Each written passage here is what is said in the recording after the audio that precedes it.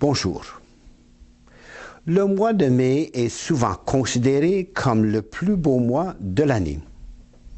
Les fermiers sont très occupés à faire leurs semences. Plusieurs familles sèment leurs jardins de légumes et de fleurs, tandis que d'autres ouvrent leurs chalets d'été. Nos cœurs sont pleins d'anticipation et d'espoir pour l'été qui s'annonce. Le mois de mai est aussi le mois de Marie, la mère de Jésus. Prions-la pour la vie de famille dans le contexte d'aujourd'hui et demandons-lui de bénir et de veiller sur toutes les mères qui ont servi leur famille sans arrêt, avec amour et foi, et surtout le 10 mai, lorsque nous célébrerons la fête des mères. J'ai souvent déclaré que la vie familiale est remise en question dans notre société. Il y a de nombreuses perspectives sur la famille qui pourraient être adressées. Toutefois, j'aimerais me centrer sur le fait que des règlements ou des valeurs contradictoires de la part de certains parents, de foyers ou de familles monoparentales qui essaient le mieux possible, sans réussir, à subvenir aux besoins de la famille, laissent souvent plusieurs de nos enfants avec beaucoup d'instabilité dans leur vie. Dans l'Église, appelée à exprimer la miséricorde du Christ, nous sommes appelés à maximiser l'aide que nous pouvons offrir aux familles en besoin.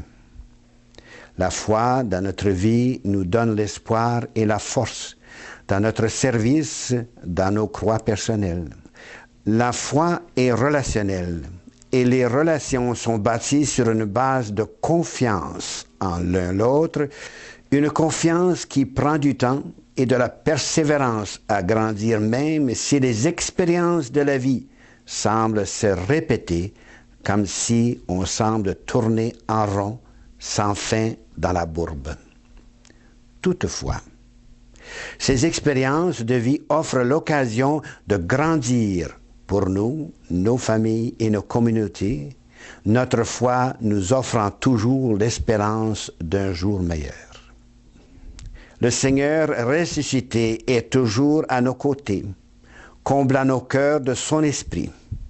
Nos expériences de vie n'ont pas toujours été vivifiantes.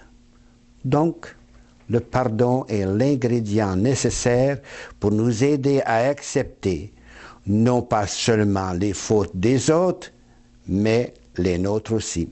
Le pardon est divin.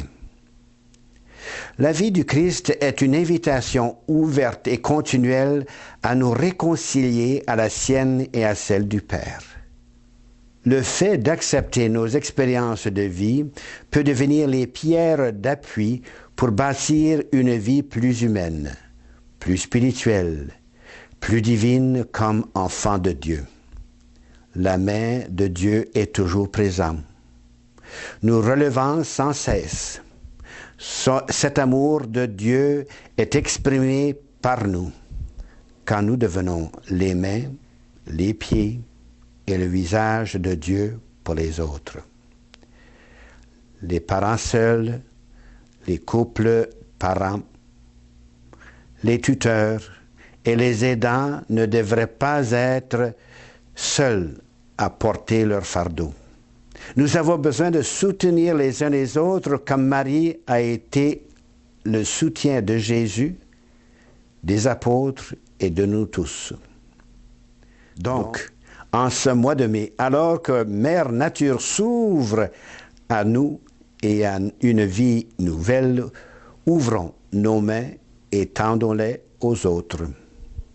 Comme le chant de Bill Withers, Lean on Me, appuyons-nous les uns sur les autres, transmettons la foi à tous dans notre belle famille des familles, qui est l'Église. Prions aussi pour toutes les victimes et les familles de Népal. Soyons généreux à les aider. Merci et bonne journée.